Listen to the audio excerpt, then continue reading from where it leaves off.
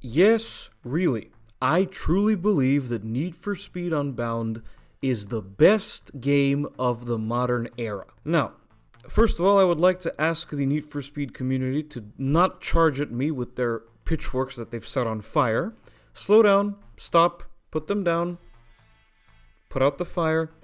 Let me explain myself here. So, recently, I completed Need for Speed Unbound story, and I played a little bit of the online as well. I actually progressed a fair bit in the online, but, I haven't been playing it all that actively. But I did complete the story. And yes, I truly believe that Need for Speed Unbound is the best game from the modern era. Now, before anything else, I would like to define what modern era means. For me, the modern Need for Speed era is from 2015 onwards. So 2015, Payback, Heat, and Unbound. Rivals technically doesn't count because it comes from the pre-Craig It Up era. Rivals was when Craig It Up actually got started. So I'm not really counting Rivals here, even though it was made by Ghost Games like the other 3 games from the modern era.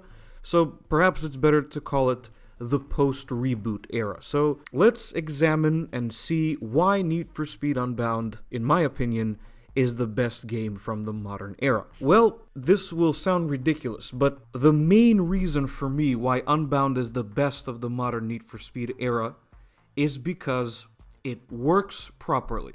That's a complicated sentence, let's say. There's quite a lot of things that go into making a game work properly. So let's outline what we're dealing with here. You'd probably think that it was a given for a modern racing game to work properly, but indeed it didn't.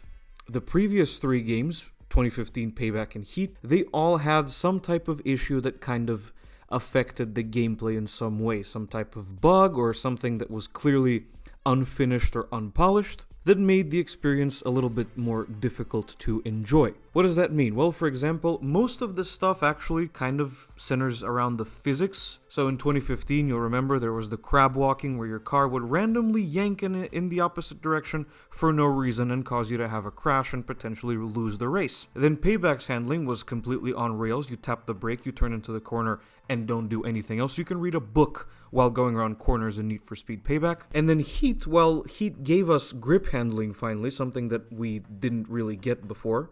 They completely ruined the drift physics. I still remember back in the day, people giving advice about equipping drag tires on cars to make them drift better. Let me repeat that.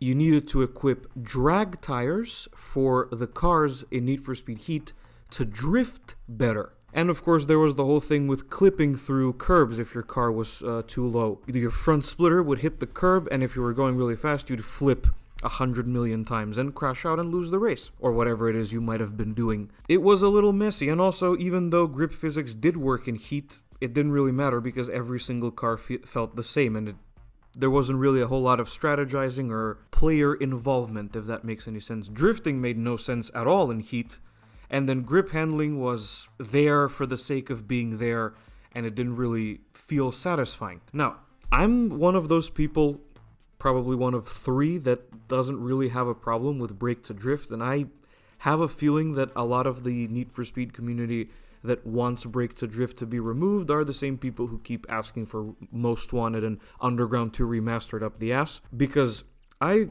personally think that brake to drift is a good thing because the whole point of an arcade racing game is to make you feel like a driving god. And that rather neatly brings us to Need for Speed Unbound, where I can finally say that the physics work properly. The clipping issues that I mentioned that were particularly bad in Heat, they're gone. Your car no longer clips sidewalks and crashes out. The cars have proper suspension, proper damping, and they have proper weight attributes. I mentioned this in one of my previous Need for Speed Unbound videos, but essentially the Crown Victoria feels heavy, because it is.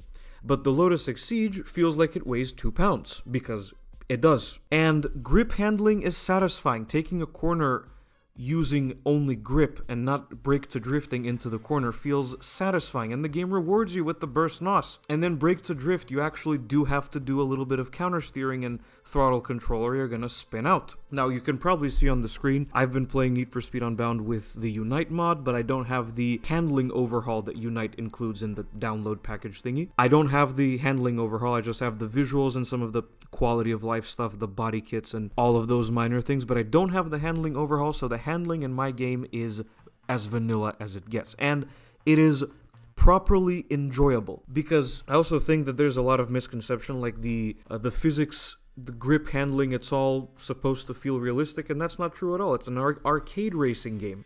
It's supposed to feel fun first, and then feeling realistic is mostly optional.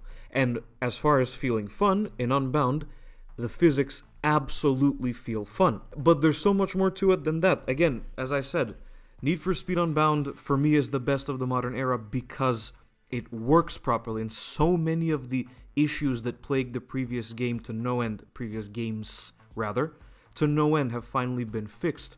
One of the best examples of that, in my opinion, is the fact that there are actual car tiers now. Need for Speed 2015 had no such thing. Payback had car tiers based on the upgrade level, and the same kind of applied to Heat, but not really, so it made matchmaking a total nightmare. But then Unbound has actual car classes, and you're urged to use different car classes, especially in multiplayer. You have to use different car classes because there are certain playlists that are only available for a specific class, and the game requires you to complete playlists of a specific class to unlock certain cars. And of course, the 1973 Porsche 911 is no longer overpowered to shit, as it was in the previous 3 games in a row, and that's not a joke.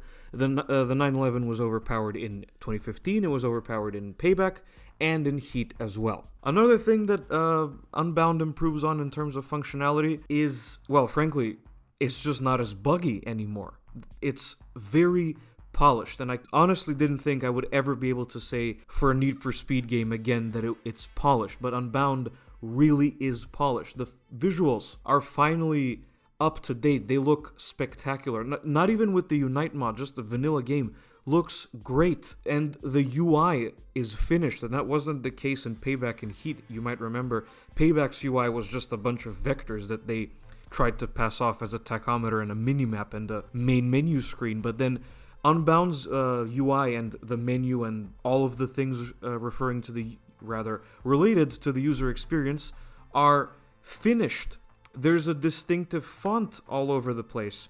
There's actual color in the UI and in the menu screens, and you have that space for the car customization with the text scrolling across the background, and the menu system is much more fleshed out. It does little flashy things every once in a while to fit with the game's art style, and of course, the driving effects. Now, I know the driving effects have been quite controversial among Need for Speed fans. I personally think that they are fantastic, and by default, I don't know if this is a Unite thing or is this the case with the most recent version of Need for Speed Unbound, but when you purchase a new car, by default, it doesn't have any driving effects at all, and it looks weird. It looks wrong. You don't get the visual feedback that your burst nitrous is ready to use, as you do when you do have the effects enabled.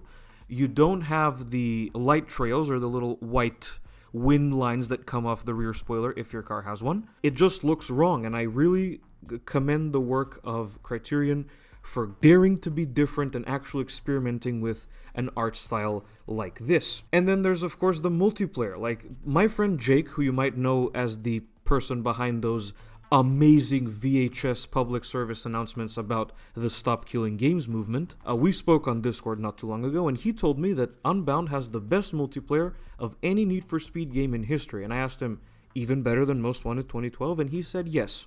So I tried it, and he is absolutely right. Unbound's multiplayer experience is incredibly fleshed out. There's a lot to do. There's obviously the regular playlists, but also there's Cops versus Racers Hot Pursuit mode that was added in one of this year's updates. There's drag racing, there's drifting, there's the epically fun link-ups, and the absolutely amazing lockdown mode, which I haven't been able to say this about a racing game in a long time, but I've played through Lockdown a couple times, and that sense of fear that something's about to happen, that you'll miss out on getting the bike, and being able to drive it through one of the gates to steal a car. And then the cops are on you, and then the zone is shrinking. And then there's the truck coming that you use to bank the money, and somebody might push you out of the way, or the cops might kill you. That sense of fear and what's going to happen next has been missing from racing games for so long, and I have to seriously commend the work of the Kaizen team, and because they are the reason why Need for Speed Unbound was supported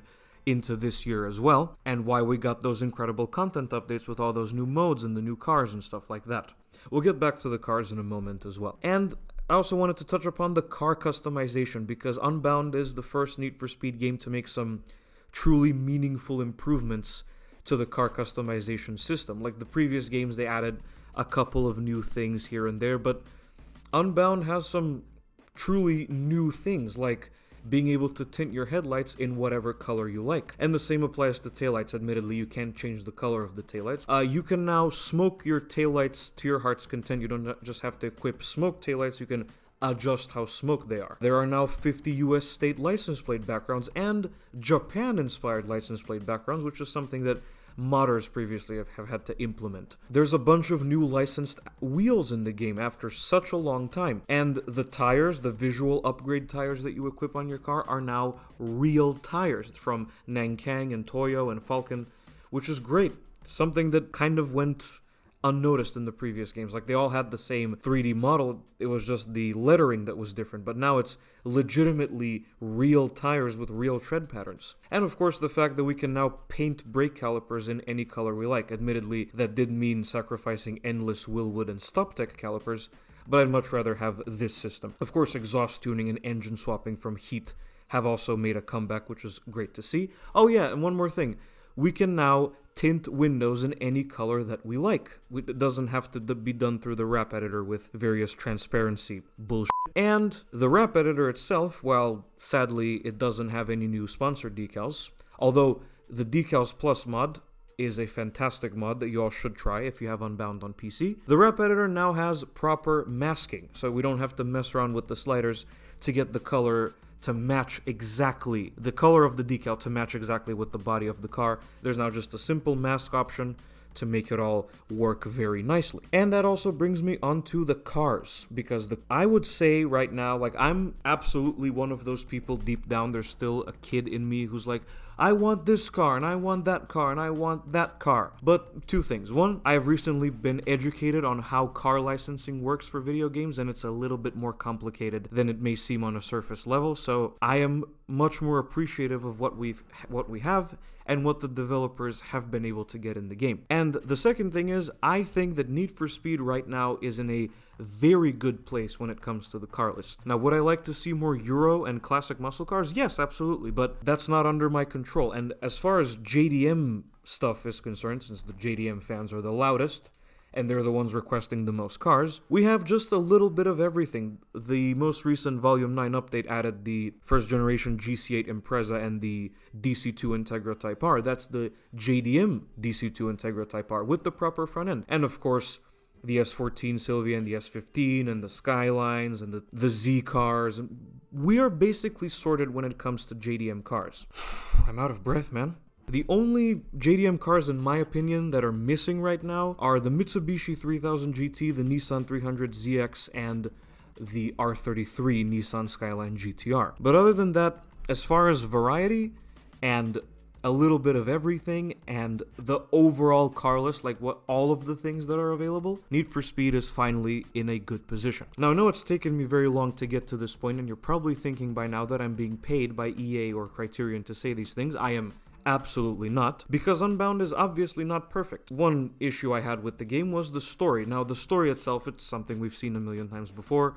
Getting your cars back, becoming the best street racer in town, blah, blah, blah. I had an issue with the characters. Now, obviously, there's going to be spoilers here, so if you haven't played Unbound, you might want to skip to this part in the video. My main concern with Unbound's storyline is, why does so much of the dialogue revolve around food? I don't really understand that. This is a racing game, not Cooking Academy or Hot Dish or one of those miscellaneous cooking shovelware games for PC from 2009. You know, it's a little bit of an odd decision to have so much of the dialogue in the game revolve around food. The other problem I have with Unbound's story, and I'm probably not in the minority here, is Tess. Tess is Tyler and Hero, that's Hero from The Crew 2, levels of annoying, which if you've played both of those games, you'll know that that's quite the achievement. Some other small issues I had with Need for Speed Unbound were the fact that the game boots you out of the meetups after you complete a race, and if the meetup is far away and you wanted to do the races that were in that meetup in the first place, you have to drive all the way back, which sometimes can be a little bit annoying if you're at a very high heat level, because in the base game, the cops will not stop spawning every 10 seconds, something that Unite does mitigate. But I do like the police chases in Unbound. I've played them in multiplayer, so Unite doesn't really count.